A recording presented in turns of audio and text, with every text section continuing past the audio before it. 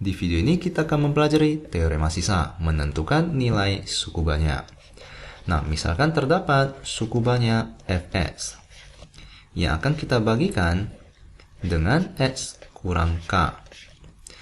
Nah, maka sisa dari pembagian ini dapat kita temukan dengan cara mencari fk, ya, memasukkan nilai k pada fungsi f.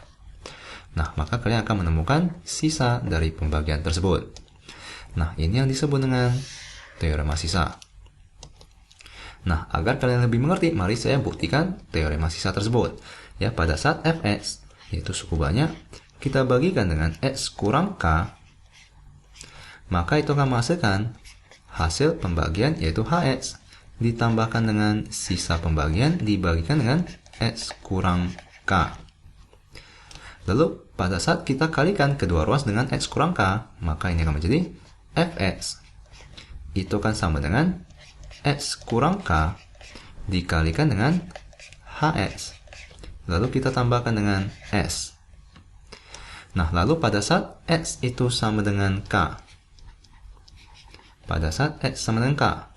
maka mari kita substitusikan nilai x dengan k, di mana ini akan menjadi fk itu akan sama dengan k dikurangkan dengan k dikalikan dengan h k ditambahkan dengan s.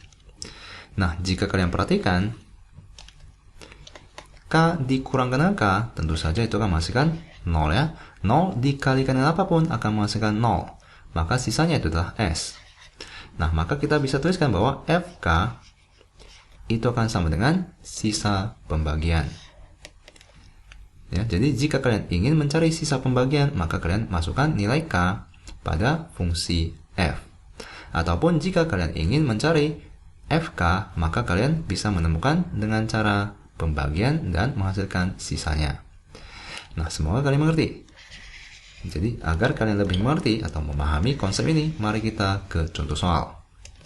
Nah, misalkan terdapat sebuah suku banyak px, di mana itu sama dengan 2x pangkat 4 ditambahkan dengan x pangkat 2 dikurangkan dengan 5x ditambahkan dengan 3. Nah, misalkan kita perlu mencari nilai px pada saat x sama dengan negatif 2. Nah, maka kita dapat gunakan teorema sisa. Caranya adalah sebagai berikut. Di mana mari kita bagikan px dengan x tambah 2. Maka pembuat nolnya itu adalah x kurang 2, x sama dengan negatif 2, ya. Di mana px itu akan kita tuliskan koefisiennya di dalam skema ini.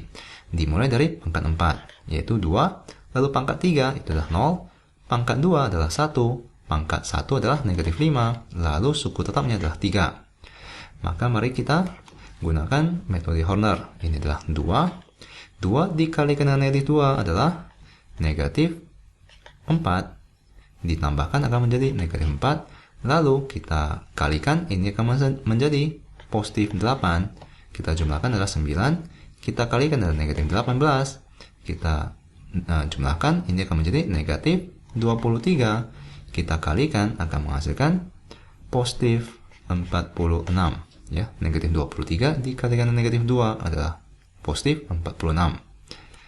Nah, setelah itu mari kita jumlahkan, akan menghasilkan 49. Di mana 49 ini adalah pembagian dari px dengan x kurang negatif 2 atau x tambah 2. Ya. Nah, maka kita akan menghasilkan sisa itu adalah 49. Lalu kita ketahui bahwa s itu akan sama dengan fk, di mana itu adalah f negatif 2. Maka f negatif 2 itu akan sama dengan 49, ya. F negatif 2 itu adalah 49.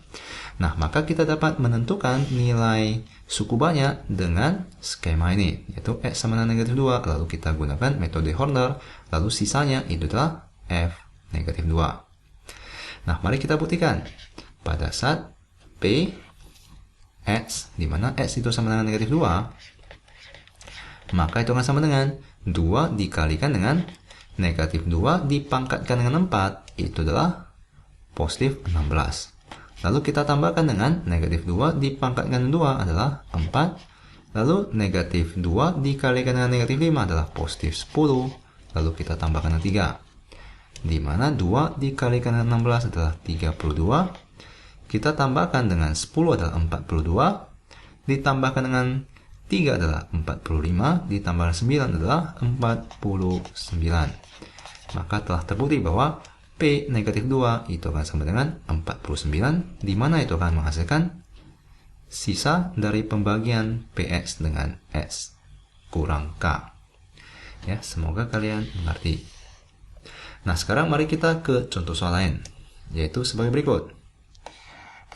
Misalkan terdapat suku banyak sebagai berikut, yaitu Fx. Itu akan sama dengan 3x pangkat 3 dikurangkan dengan 7x ditambahkan dengan A. Lalu jika Fx tersebut kita bagikan dengan, misalkan kita namakan Qx, di mana Qx itu adalah x ditambahkan dengan 2. Lalu pembagian ini akan menghasilkan 10. Ya, pembagian dari Fx dibagikan dengan Qx itu akan menghasilkan sisa 10. Ini adalah sisa pembagiannya. Mari kita tuliskan ini S sama dengan 10. Nah, sekarang kita perlu menentukan nilai A. Ya, pertanyaannya adalah tentukan nilai A. Nah, bagaimanakah cara kita mencari nilai A? Nah, kita dapat gunakan dua cara. Yang pertama adalah kita akan gunakan cara substitusi, yaitu F negatif 2 itu akan sama dengan sisanya, ya. FK itu akan sama dengan sisa pembagian, yaitu F negatif 2 adalah S.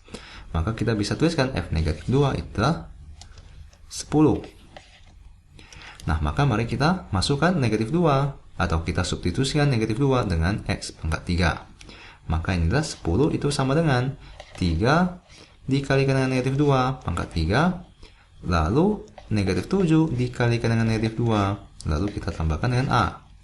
Maka negatif 2 dipangkatkan dengan 3 adalah negatif 8, ya. Ini akan menjadi negatif 8.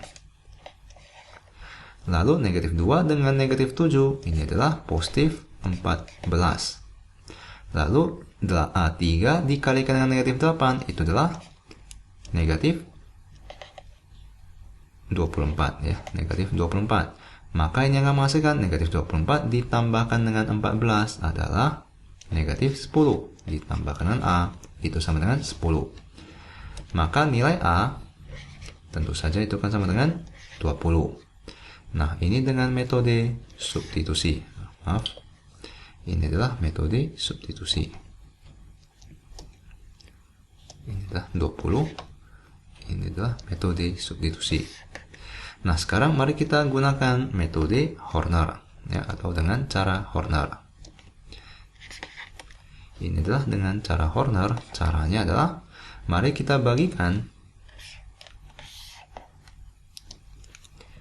Fx dengan Qx, di mana pembuat 0 untuk Qx itu adalah X sama dengan negatif 2, di mana ini akan menjadi 3 untuk X pangkat 3, lalu untuk X pangkat 2 itu adalah 0, lalu untuk X pangkat 1 adalah negatif 7, lalu untuk koefisiennya adalah A.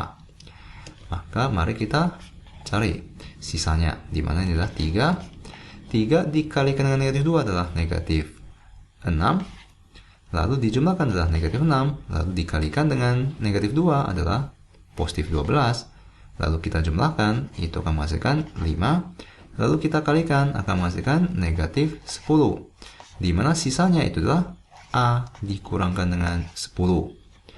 Maka kita bisa tuliskan bahwa A dikurangkan dengan 10 itu akan sama dengan 10, ya. Ini adalah sisa pembagian. Maka A itu akan sama dengan 20. Nah, maka kita telah temukan nilai A. Nah, semoga kalian mengerti konsep dari teorema sisa. Sampai jumpa di video selanjutnya.